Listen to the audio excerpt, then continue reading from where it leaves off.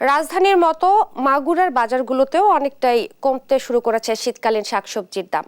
ক্রেতাদের মাঝে ফিরেছে স্বস্তি। আরো জানাচ্ছেন সহকর্মী জয়ন্ত জোয়ারদার। মাগুরাতে জমজমাট হয়ে উঠেছে শীতকালীন সবজির বাজার। আমি যে বাজারটিতে দাঁড়িয়ে রয়েছে এটি মাগুরার সব থেকে পুরাতন কাঁচা বাজার এবং এই বাজারটিতে কিন্তু শীতকালীন সবজি বেচা কেনা হয়ে থাকে।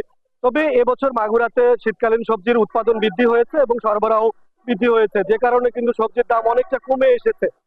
আমি খুচরা এবং পাইকারি ব্যবসায়ীদের সাথে কথা বলেছিলাম।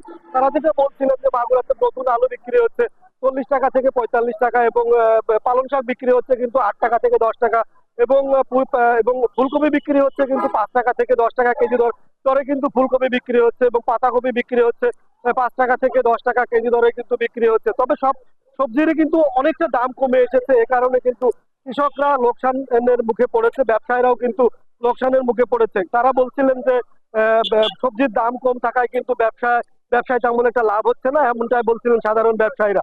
তবে কৃষকরাও বলেছেন চরম বিপাকে। কৃষকরা বলছিলেন যে সবজির উৎপাদন বৃদ্ধি পেয়েছে এবং যে কারণে কিন্তু সরবরাহ অনেক বেশি পেয়েছে এবং উৎপাদন বেশি হওয়ার কারণে কিন্তু সবজির দামটা কিন্তু অনেকটা কম রয়েছে। এক্ষেত্রে কিন্তু সাধারণ ক্রেতারা একটু স্বস্তির নিঃশ্বাস ফেলছে এবং তারা কিন্তু শীতকালীন যে সবজি রয়েছে সে সবজি কিন্তু স্বাচ্ছন্দ্যই এবং কেনাকাটা করছেন।